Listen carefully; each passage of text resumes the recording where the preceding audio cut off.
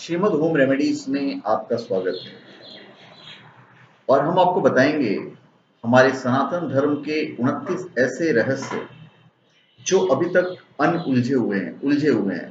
कुछ समझ में नहीं आ रहा है कि ऐसा क्यों होता है, क्या होता है। 4 रहस्य हम आपको पहले की वीडियो में बता चुके हैं। 5 रहस्य हम इस वीडियो में आपको बताएंगे। तो पहली चीज है कल्प वृक्ष के बारे में। क्या कल्प वृक्ष अभी भी है? वेद और पुराणों में कल्प वृक्ष का उल्लेख मिलता है। कल्प वृक्ष स्वर्ग का एक विशेष वृक्ष है। पौराणिक धर्म ग्रंथों और हिंदू मान्यताओं के अनुसार यह माना जाता है कि इस वृक्ष के नीचे बैठकर व्यक्ति जो भी इच्छा करता है वो पूर्ण हो जाती है, क्योंकि इस वृक्ष में अपार सकारात्मक ऊर्जा का भंडार होता है। यह वृक्ष समुद्र मंथन से निकला था। समुद्र मंथन से प्राप्त यह वृक्ष देवराज इंद्र को दे दिया गया था और इंद्र ने इसकी स्थापना सुरकानन वन में कर दी थी। सुरकानन वन हिमालय के उत्तर में। कल्प वृक्ष का अर्थ होता है जो एक कल्प तक जीवित रहे। लेकिन अब सवाल ये उठता है कि क्या सचमुच ऐसा कोई वृक्ष है या नहीं है, या सचमुच ऐसा कोई वृक्ष था? यदि था तो उसे आज भी होना चाहिए था, क्योंकि उसे तो एक कल्प तक जीवित रहना है। यदि ऐसा कोई वृक्ष है तो कैसा दिखता है और उसे क्या फायदे हैं? हालांकि कुछ लोग कहते हैं कि अपरिजात के वृक्ष को ही कल्प वृक्ष माना जाता है, लेकिन अधिकतर लोग इससे सहमत नहीं है। ये था हमारा 5वां रहस्य। 6ठा रहस्य है क्या कामधेनु गाय होती थी? अभी कामधेनु गाय की उत्पत्ति भी समुद्र मंथन से हुई थी। यह एक चमत्कारिक गाय होती थी जिसके दर्शन मात्र से ही सभी तरह के सुख दुख सब दूर हो जाते थे। दैवीय शक्तियों से संपन्न यह गाय जिसके पास भी होती थी उसे चमत्कारिक लाभ मिलता था। इस गाय का दूध भी जो था वो अमृत के समान था। गाय हिंदुओं के लिए सबसे पवित्र वस्तु है। इस धरती पर पहले गायों की कुछ ही प्रजातियां होती थी। उससे भी आरंभिक काल में एक ही प्रजाति थी। आज से लगभग 9500 वर्ष पूर्व गुरु वशिष्ठ ने गाय के कुल का विस्तार किया और उन्होंने गाय की नई प्रजातियों को भी बनाया। तब गाय की 8 या 10 नस्लें थी, जिनके नाम कामधेनु, कपिला, देवनी, नंदनी, भौमा इत्यादि था। कामधेनु के लिए गुरु वशिष्ठ से विश्वामित्र सहित कई अन्य राजाओं ने कई बार युद्ध किया, लेकिन उन्होंने कामधेनु गाय को किसी को भी नहीं दिया। गाय के इस झगड़े में गुरु वशिष्ठ के 100 पुत्र मारे गए थे। हिंदू धर्म के अनुसार गाय में 33 कोटि के देवी देवता निवास करते हैं। अभी कोटि का अर्थ करोड़ नहीं है, प्रकार है। इसका मतलब गाय में 33 प्रकार के देवता निवास करते हैं। ये देवता हैं 12 आदित्य, 8 वसु, 11 रुद्र और 2 अश्विनी कुमार। ये मिलाकर कुल 33 होते हैं। अभी गाय की एक सूर्य केतु नाड़ी होती है। गाय की पीठ पर रीढ़ की हड्डी में स्थित सूर्य केतु स्नायु हानिकारक विकिरण को रोककर वातावरण को स्वच्छ बनाते हैं। यह पर्यावरण के लिए लाभकारक है। दूसरी ओर सूर्य केतु नाड़ी सूर्य के संपर्क में आने पर यह स्वर्ण का उत्पादन करती है। गाय के शरीर से उत्पन्न यह सोना गाय के पर्यावरण के लिए लाभदायक है। दूसरी ओर सूर्य केतु नाड़ी से संपर्क में आने पर यह स्वर्ण उत्पादन करती है। तो गाय के शरीर से उत्पन्न यह सोना गाय के दूध, मूत्र व गोबर में मिलता है। यह स्वर्ण दूध या मूत्र पीने से शरीर में जाता है और गोबर के माध्यम से खेतों में। कई रोगियों को स्वर्ण भस्म दिया जाता है। अभी पंचगव्य कई रोगों में लाभदायक है। पंचगव्य का निर्माण होता है गाय के दूध, दही, घी, मूत्र और गोबर। इसे पंचगव्य तैयार किया जाता है। पंचगव्य द्वारा शरीर की रोग निरोधक क्षमता को बढ़ाकर रोगों को दूर किया जाता है। ऐसा कोई रोग नहीं है जिसका इलाज पंचगव्य से नहीं किया जा सकता। फिर 7वां रहस्य कैलाश पर्वत और देव आत्मस्थान का।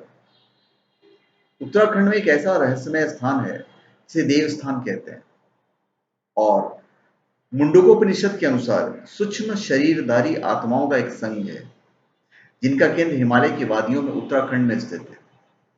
इसे देवात्मा हिमालय कहा जाता है। इन दुर्गम क्षेत्रों में स्थूल शरीरधारी व्यक्ति सामान्यतः नहीं पहुंच पाता है। अपने जो श्रेष्ठ कर्म के अनुसार सूक्ष्म शरीरधारी आत्मा यहाँ प्रवेश कर जाती है। जब भी पृथ्वी पर संकट आता है, नेक और श्रेष्ठ व्यक्तियों की सहायता करने के लिए वो पृथ्वी पर भी आते हैं। देवताओं, यक्षों, गंधर्वों, सिद्ध पुरुषों का निवास इसी क्षेत्र में पाया जाता है। फिर देवस्थान है। प्राचीन काल में हिमालय में ही देवता रहते थे। यहीं पर ब्रह्मा, विष्णु और शिव का स्थान भी था, और यहीं पर नंदन कानन वन में इंद्र का राज्य था। इंद्र के राज्य के पास ही गंधर्वों और यक्षों का भी राज्य था। स्वर्ग की स्थिति दो जगह बताई गई है, पहली हिमालय में और दूसरी कैलाश पर्वत के कई योजन ऊपर। यहीं पर मानसरोवर है और इसी हिमालय में अमरनाथ की गुफाएं भी हैं। और भी कई रहस्यमय बातें हैं। हिमालय में यति जैसे कई रहस्यमयी प्राणी रहते हैं। इसके अलावा यहाँ चमत्कारिक और दुर्लभ जड़ी बूटियां मिलती है। भारत और चीन की सेना ने लगभग हिमालय क्षेत्र में ही एलियन और यूएफओ को देखने का दावा किया है। हिमालय में ही एक रूपकुंड झील, इसके तट पर मानव कंकाल पाए गए हैं। पिछले कई वर्षों से भारतीय और यूरोपीय वैज्ञानिक के विभिन्न समूहों ने इस रहस्य को सुलझाने के कई प्रयास किए, पर नाकाम रहे हैं। फिर आठवां रहस्य है सोमरस। सोमरस आखिर क्या है? सोमरस के बारे में अक्सर पढ़ने और सुनने को मिलता है। आखिर सोमरस क्या था? क्या यह शराब जैसा कोई पदार्थ था, या यह व्यक्ति को युवा बनाए रखने वाला कोई रस था? ऋग्वेद में शराब की घोर निंदा करते हुए कहा गया है कि शराब बुराइयों का जड़ है। ऐसे में वे देवताओं को कैसे शराब चढ़ा सकते हैं? सुरापान और सोमरस में फर्क था, तो सोमरस का अभी तक पता नहीं चला है। फिर नौवां रहस्य है अमृत कलश का। समुद्र मंथन के दौरान क्या कोई ऐसा रस निकला था जिसे पीकर देवताओं ने अमरता को प्राप्त कर लिया था? यदि समुद्र में ऐसा कोई रस निकल सकता है, तो क्या आज नहीं निकल सकता? जरूरी है कि समुद्र से ही निकले? अमृत कलश के लिए देव और दैत्यों के बीच भयंकर युद्ध हुआ था। सचमुच अमृत का निकलना एक रहस्य है। हालांकि वैज्ञानिक ऐसी दवा बनाने में लगे हुए हैं जिसे पीकर व्यक्ति अधिक समय तक जिंदा रह सकता है, जवान बना रह सकता है। अमर कौन नहीं होना चाहता? समुद्र मंथन में अमृत निकला। इसे प्राप्त करने के लिए देवताओं ने दानवों के साथ छल किया। देवता अमर हो गए। मतलब कि क्या समुद्र में ऐसा कुछ है उसमें से कि अमृत निकले? तो आज भी निकल सकता है। अभी अधिकतम 100 साल के जीवन में अनेकानेक रोग, कष्ट, संताप और झंझट है, तो अमरता प्राप्त करने पर क्या होगा? 100 वर्ष बाद वैराग्य प्राप्त कर व्यक्ति हिमालय चला जाएगा। वहां क्या करेगा? बोर हो जाएगा और फिर से संसार में आकर रहेगा। बस यही सिलसिला चलता रहेगा। महाभारत में 7 चिरंजीवियों का उल्लेख मिलता है। चिरंजीवी का मतलब अमर व्यक्ति। अमर का अर्थ जो कभी नहीं मर सकते। ये 7 चिरंजीवी हैं राजा बलि, परशुराम, विभीषण, हनुमान जी, वेदव्यास, अश्वत्थामा और कृपाचार्य। कुछ विद्वान लोग मानते हैं कि मार्कंडे ऋषि भी चिरंजीवी हैं, तो अष्ट चिरंजीवी हो जाते हैं। माना जाता है कि ये सातों पिछले कई हजार वर्षों से इसी धरती पर रह रहे हैं। लेकिन क्या धरती पर रहकर इतने हजारों वर्षों तक जीवित रहना संभव है? हालांकि कई ऐसे ऋषि मुनि थे जो धरती के बाहर जाकर फिर लौट आते थे, और इस तरह वे अपनी उम्र फ्रीज करके बढ़ाते रहते थे या बढ़ते रहते थे। हालांकि हिमालय में रहने से भी उम्र बढ़ने की संभावना बढ़ जाती है। हिंदू धर्म शास्त्रों में ऐसी कई कथाएं हैं जिसमें लिखा है कि अमरता प्राप्त करने के लिए फलना फलना दैत्य या साधु ने घोर तपस्या करके शिव जी को प्रसन्न कर लिया, और बाद में उसे मारने के लिए भगवान के पसीने छूट गए। अमर होने के लिए कई ऐसे मंत्र हैं जिनके जपने से शरीर हमेशा युवा बना रहता है।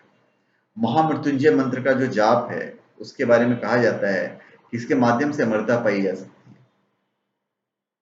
फिर वेद, उपनिषद, गीता, महाभारत, पुराण, योग और आयुर्वेद में अमरता प्राप्त करने के अनेक साधन बताए गए हैं। आयुर्वेद में कायाकल्प की विधि उसका ही एक हिस्सा है। लेकिन अब सवाल ये उठता है कि विज्ञान इस दिशा में क्या कर रहा है? विज्ञान इस दिशा में काम कर रहा है कि किसी तरह व्यक्ति अमर हो जाए, अर्थात कि मरे नहीं। फिर आप सावित्री सत्यवान का कथा लीजिए। सावित्री की कथा तो आपने सुनी होगी। सावित्री ने यमराज से अपने पति सत्यवान के प्राण वापस ले लिए। सावित्री और यमराज के बीच लंबा संवाद हुआ। इसके बाद भी यह पता नहीं चलता कि सावित्री ने ऐसा क्या किया कि सत्यवान फिर से जीवित हो उठा। इसे जीवित कर देने या हो जाने की प्रक्रिया के बारे में महाभारत भी मौन है। जरूर सावित्री के पास कोई ऐसी प्रक्रिया रही होगी। जिस दिन यह प्रक्रिया वैज्ञानिक ढंग से ज्ञात हो जाएगी, हम अमरत्व प्राप्त कर लेंगे। आपने अमरबेल का नाम सुना होगा।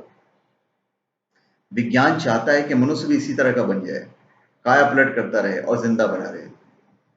वैज्ञानिकों का एक समूह चरणबद्ध ढंग से इंसान को अमर बनाने में लगा हुआ है।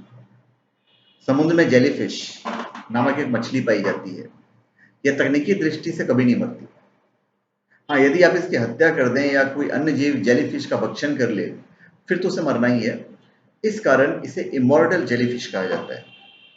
जेलीफिश बुढ़ापे से बाल्य अवस्था की ओर लौटने की क्षमता रखता है। अगर वैज्ञानिक जेलीफिश की अमरता के रहस्य को सुलझा ले तो मानव अमर हो सकता है। अभी वैज्ञानिक क्या कर रहे हैं? वैज्ञानिक अमरता के रहस्यों से पर्दा हटाने की दिशा में तेजी से बढ़ रहे हैं। बढ़ती उम्र के प्रभाव को रोकने के लिए कई तरह की दवाइयां और सर्जरी का विकास किया जा रहा है। अब इसमें योग और आयुर्वेद को भी महत्व दिया जाने लगा है। बढ़ती उम्र के प्रभाव को रोकने के बारे में आयोजित एक व्यापक सर्वे में पाया गया है कि उम्र बढ़ाने वाली गोली को बनाना संभव है। रूस के साइबेरिया के जंगलों में एक औषधि पाई जाती है जिसे जिंगसिंग कहते हैं। चीन के लोग इसका ज्यादा इस्तेमाल करके देर तक युवा बने रहते हैं। फिर जनरल नेचर में एक आर्टिकल प्रकाशित हुआ था, puzzle promise and cure of ageing. उसे रिव्यू में कहा गया है कि आने वाले दशकों में इंसान का जीवन काल बढ़ा पाना लगभग संभव हो जाएगा। फिर अखबार टेलीग्राफ में भी एक आर्टिकल था जिसके अनुसार एज रिसर्च पर बक इंस्टीट्यूट कैलिफोर्निया के डॉक्टर जूडिथ कैम्पसी ने बताया कि सिंपल ऑर्गेनिज्म के बारे में मौजूदा नतीजों में इसमें कोई शक नहीं कि जीवन काल को घटाया बढ़ाया जा सकता है। पहले भी कई स्टडीज में पाया जा चुका है कि अगर बढ़ती उम्र को के असर को उजागर करने वाले जेनेटिक प्रोसेस को बंद कर दिया जाए तो इंसान हमेशा जवान बना रह सकता है। जनरल सेल के जुलाई के अंक में प्रकाशित एक रिसर्च में कहा गया है कि बढ़ती उम्र का प्रभाव जेनेटिक प्लान का हिस्सा हो सकता है, शारीरिक गतिविधियों का नतीजा नहीं। और अभी भी इस पर रिसर्च जारी है। ये हमने आपको 5 बताएं और आपकी वीडियो लंबी भी हो गई है, 12-13 मिनट की होने जा रही है। तो हम चाहते हैं कि हमारे वीडियो को आप शेयर कर दिया कीजिए ताकि ये ज्ञान दूसरों तक भी पहुंचे, क्योंकि हमारे हिंदू धर्म और सनातन धर्म के ज्ञान जितने लोग तक पहुंचेगा उतना उनको फायदा होगा। और अगर आपको कोई कमेंट करना हो तो आप बिल्कुल कमेंट कर दीजिएगा बेझिझक। अगर आपको अच्छा नहीं लगा तो भी, और अगर अच्छा लगा है तो 100% कमेंट कीजिएगा और लाइक कर दीजिएगा। तो आपसे हमारी गुजारिश है कि आप हमारे चैनल पर सब्सक्राइब करें और अपने कमेंट दीजिए। धन्यवाद।